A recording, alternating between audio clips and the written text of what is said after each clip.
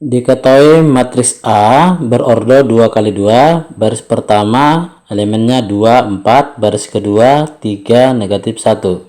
Dan matriks B berordo 2 kali 3, yang anggotanya 3, 3, 5, negatif 1, negatif 2, negatif 1.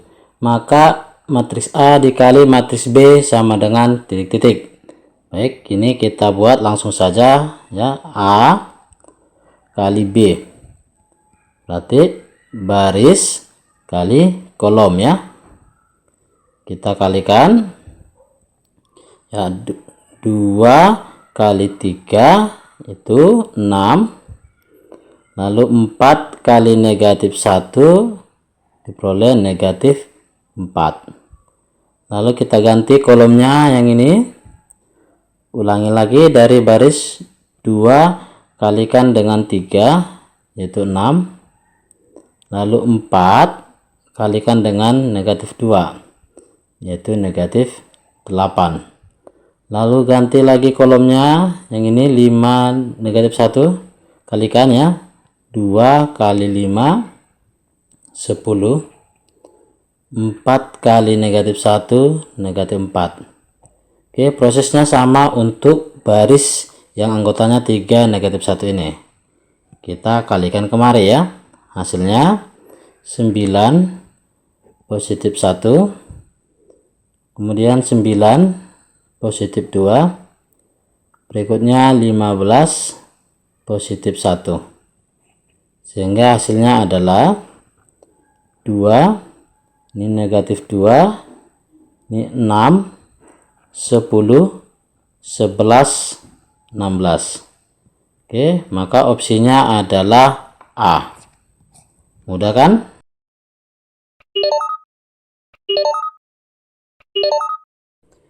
Nilai dari 3 logaritma 16 ditambah 3 logaritma 1/8 dikurang 3 logaritma 18 adalah titik-titik. Untuk menjawab soal ini kita perlu ingat teori yang pertama, A logaritma B ditambah A logaritma C itu menjadi A logaritma B dikali C ya. Ini tambah jadi kali. Berarti yang kedua, A logaritma B dikurang A logaritma C itu menjadi A logaritma. Nah, jika tambah jadi kali, ini kurang jadi bagi ya, B per C.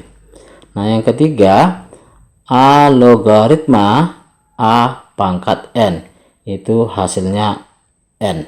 Oke, baik, kita selesaikan ini dulu ya. Kita pakai teori yang pertama. Ini kan sudah sama 3 ya, ini syaratnya kan harus sama A. Jadi ini 3 logaritma 16. Nah, di sini tambah berarti kali dengan 1/8 ini ya, 1/8 dikurang 3 logaritma 18 sama dengan 3 logaritma 16 kali 1/8 itu 2 dikurang 3 logaritma 18. Lalu kita pakai teori yang kedua ya. 3 logaritma ini kurang berarti 2 per dengan ini 18. Jadi diperoleh 3 logaritma, kita sederhanakan 1/9 sama dengan 3 logaritma. Nah, ini 9 ini 3 pangkat 2. 1/3 pangkat 2 menjadi 3 pangkat min 2. Lalu kita perhatikan teori yang ketiga. Ini A, ini 3 berarti hasilnya negatif 2 yaitu ini ya. Opsinya adalah A. Mudah kan?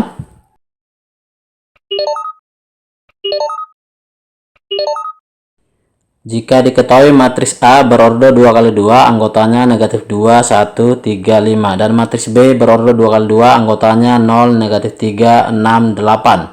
Maka matriks A ditambah matriks B adalah titik-titik. Nah, ini paling sederhana soalnya. Kita jumlahkan yang seletak. Nah, ini negatif 2 tambahkan dengan 0, hasilnya negatif 2. Lalu 1 tambahkan dengan negatif 3, hasilnya negatif 2. Lalu 3 ditambahkan dengan 6, hasilnya 9. Lalu 5 ditambahkan dengan 8 hasilnya 13. Maka opsinya adalah A. Mudah kan?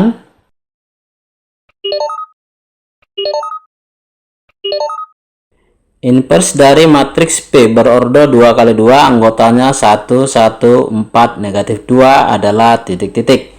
Nah, teorinya jika matriks A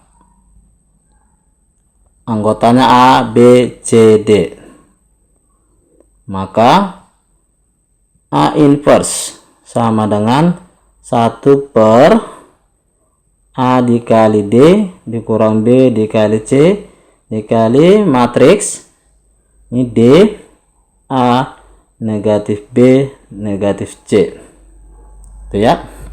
Baik, matriks P-nya yaitu 1, 1, 4, negatif 2. Maka P inverse sama dengan 1 per A kali D. A-nya di sini 1, D-nya negatif 2 dikalikan negatif 2 dikurang B kali C, B-nya 1, C-nya 4 dikalikan hasilnya 4 dikali matriks D, D-nya negatif 2 negatif B berarti jadi negatif 1, lalu negatif C menjadi negatif 4, lalu A-nya 1. Nah, ini hasilnya negatif 1 per 6 dikali negatif 2, negatif 1, negatif 4, 1. Oke, negatif 1/6 nya kita kalikan ya, negatif 1/6 kalikan dengan negatif 2 jadi positif. 2/6 itu sederhanakan 1/3. Lalu negatif 1/6 kalikan dengan negatif 1 jadi positif 1/6.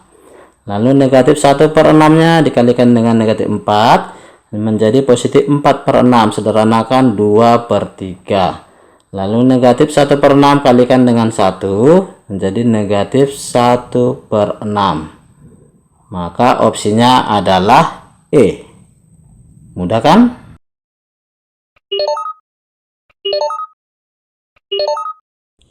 Suatu deret aritmetika memiliki suku ke-3 sama dengan 14 dan selisih suku ke-12 dan suku ke-7 sama dengan 25. Maka jumlah 8 suku pertama deret tersebut adalah titik-titik. Baik, ini kita ngomongi deret aritmetika. Ingat, suku ke N yaitu A ditambah N kurang 1 kali B. Nah, kemudian ditanya jumlah, berarti Sn sama dengan N per 2 dikali 2A ditambah N kurang 1 kali B. Teori-teori inilah yang akan kita gunakan ya. Teori pertama, teori kedua. Baik, diketahui di soal suku ketiga sama dengan 14. Berarti U3. U3 kita gunakan teori ini menjadi A ditambah N3 itu kan N-nya kurang 1 menjadi 2 tambah 2B. Ini sama dengan 14. Kemudian ini sebutlah persamaan 1. Lalu selisih suku ke-12 dan suku ke-7 sama dengan 25. Berarti U12 dikurang U7 ya, selisih sama dengan 25. Nah, U12 itu menurut rumus 1 adalah A ditambah 12-nya kurang 1 jadi 11B dikurang U7 berarti A tambah 7-nya kurang 1 jadi 6B. Ini ya, sama dengan 25. Oke, A dikurang A itu 0. 11B dikurang 6B itu 5B sama dengan 25. B sama dengan 25 bagi 5 itu diperoleh 5. Kita substitusi ke persamaan 1 sini ya, yaitu A ditambah 2 kali B, B nya 5 sama dengan 14. Berarti A sama dengan 14. Ini kan 10, 14 kurang 10 itu jadi 4. Ini A, ini B. Yang ditanya jumlah 8 suku pertama. Berarti pakai teori yang kedua, yaitu S8. Jadi N-nya 8 ya. Jadi 8 per 2 dikali 2A. A-nya tadi 4. Ditambah N-nya tadi 8 kurang 1 jadi 7. Kali B-nya ini ya 5. Oke. Jadi hasilnya 8 per 2 itu 4. Ini 8 ditambah 35. Oke, 8 tambah 35 itu 43. Kita kalikan. Ini 2 1 17. 172. Opsinya E. Mudah kan?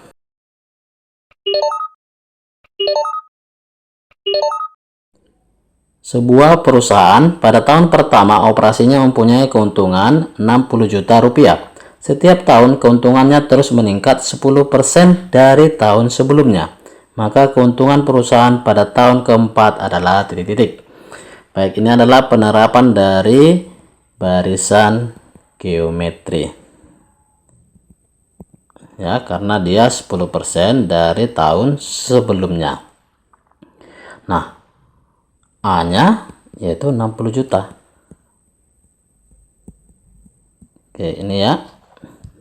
Lalu karena setiap tahun keuntungannya meningkat 10%, berarti diperoleh R. Nah, 10% itu ditambahkan dengan keuntungan awal yaitu 100%, berarti jadi 110%. Itu per 100 atau 11/10. Itulah rasionya. Kemudian keuntungan perusahaan pada tahun keempat itu adalah U4. Oke. Nah, rumus UN adalah A kali R pangkat N kurang 1. Di U4 sama dengan, nah A-nya 60 juta kali R-nya 11/10. Pangkatnya yaitu 4 dikurangi 1 jadi pangkat 3. Oke, kita peroleh 60 juta dikali, nah 11 pangkat 3 itu 1331 per 10 pangkat 3 yaitu 1000. Nah 1000-nya ini kita bagikan, jadi diperoleh 6 kali 1 yaitu 6. Lalu 6 kalikan 3 18, terus 8 simpan 1. 6 kali 3 yaitu 18 tambah 1 tadi jadi 19. 9 tulis simpan 1 ya. 6 kali 1 itu 6 tambah 1 tadi jadi 7. Nah nolnya 1 2 3 4. 1 2 3 4. Jadi hasilnya 79.860.000 rupiah. Opsinya adalah B. Mudah kan?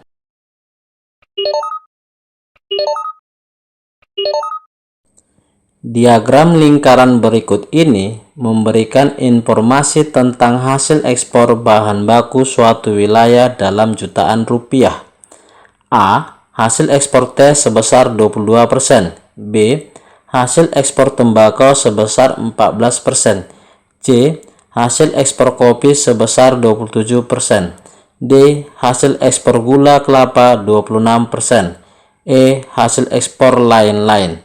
Nah, ini satu lingkaran, berarti jumlah persennya seluruhnya adalah 100%. Jadi A ditambah B ditambah C ditambah D ditambah E itu adalah 100%. Nah, A-nya itu 22%, ditambah B-nya 14%, ditambah C-nya ini 27%, ditambah D 26%, ditambah E sama dengan 100%. Maka ini dijumlahkan semuanya itu adalah 89% ditambah E sama dengan 100%. Maka kita peroleh E 11%. E itu hasil ekspor lain-lain. Nah, jika jumlah secara keseluruhan pendapatan 4.500.000.000 rupiah, maka besar pendapatan hasil ekspor lain-lain adalah, berarti yang ditanya yang ini ya, yang 11%. Nah, di soal keseluruhan berarti 100%. 100% itu pendapatannya 4.500.000.000 rupiah. Oke, berarti kalau 1% kita bagikan 100 ya, maka diperoleh 1% itu adalah 4.500.120.0 ya, nolnya hilangkan 2 ya, berarti 45 juta. Nah, yang ditanya 11% ya, berarti kali 11, ini ke 11% ya, ini kali 11, maka 45 nya juga kali 11 ya, kita peroleh 45 jumlahkan 594, berarti 495 juta rupiah. Maka opsinya adalah B. Mudah kan?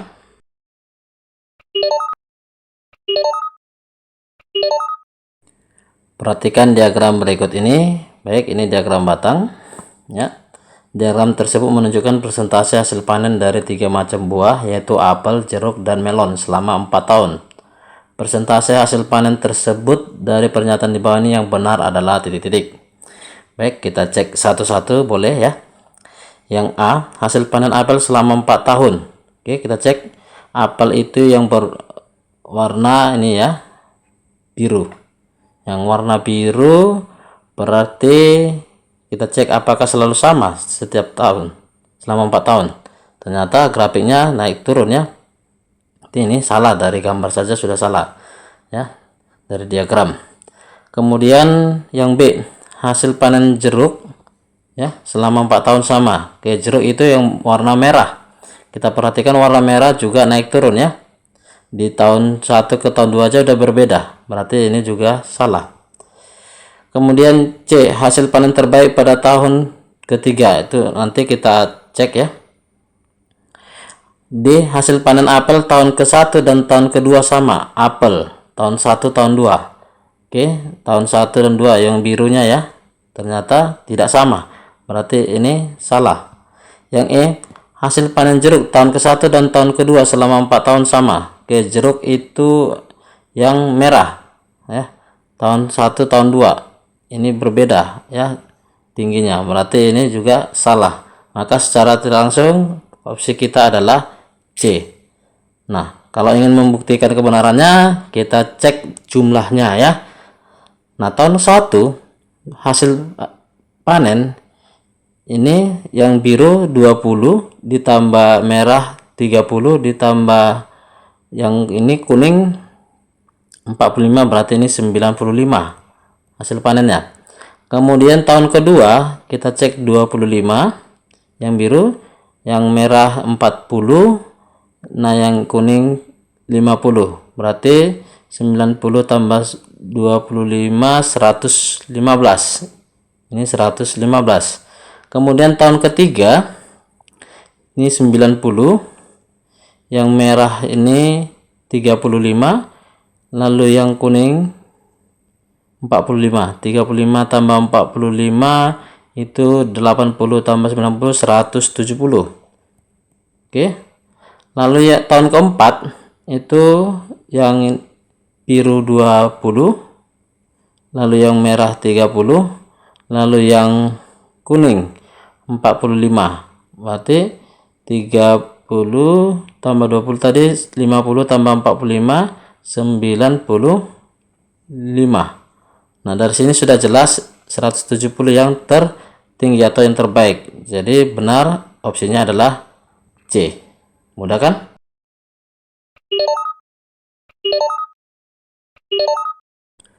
Yuni meminjam uang pada sebuah BPR di kotanya sebesar 12 juta rupiah. BPR tersebut memberikan bunga tunggal sebesar 6,5% per tahun.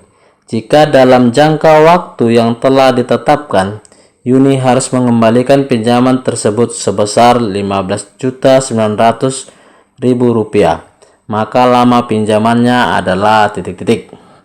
Dari soal diketahui M0 sama dengan ini 12 juta. Kemudian MN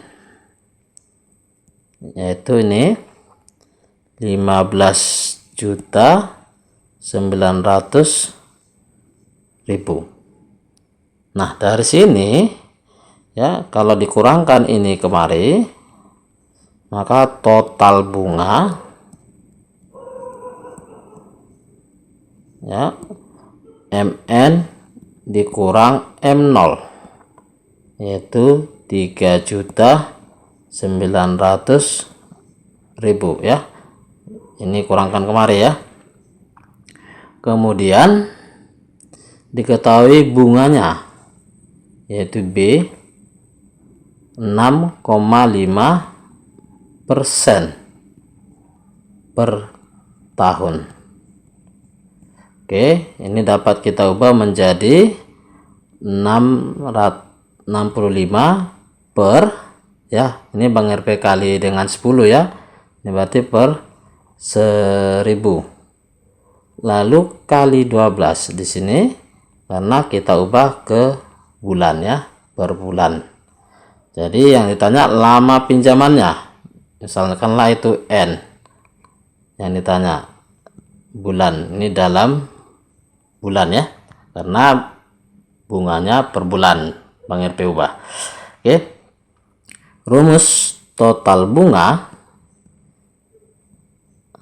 untuk bunga tunggal M0 dikali N dikali B. Total bunganya tadi ini 3.900.000 sama dengan M0 nya 12 juta dikali N dikali B. B nya ini 65 per 12.000. Berarti 12.000 nya kita coret dengan 12 jutanya tinggal 1.000. Oke. Selanjutnya kita kalikan ini dengan ini. Diperolehlah 65.000. N sama dengan 3.900.000. Nah, ini kita coret nolnya 3. Nah, 65 itu kan 5 kali 13 kali N ya. Nah, ini 39 itu adalah 3 kali 13 kali ini nolnya 2 berarti kali 100. Sehingga bisa kita bagikan. 13-nya kita coret. Nah, 5-nya dengan 100-nya menjadi 20. Berarti N sama dengan 3 kali 20 yaitu 60 bulan. Nah, ini 60 bulan diubah lagi bagi 12 itu dapat 5 tahun ya. 12 bulan. Berarti ini 5 tahun. Opsinya adalah B. Mudah kan?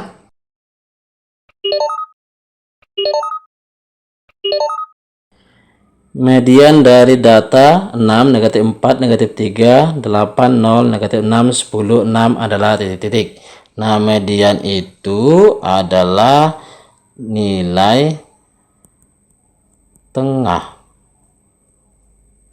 ya dari data yang telah diurutkan dari yang terkecil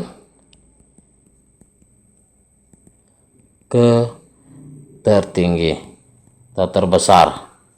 Baik, kita perhatikan yang terkecil di data kita ini adalah negatif 6. kemudian negatif 4, lalu negatif 3, berikutnya 0, berikutnya 6, berikutnya 6 lagi, berikutnya 8, berikutnya 10. Nah, kita carilah yang di tengah. Kita bagi dulu ya, ini 3 ambil, sini 3 ambil. Oke, berarti diantaranya ini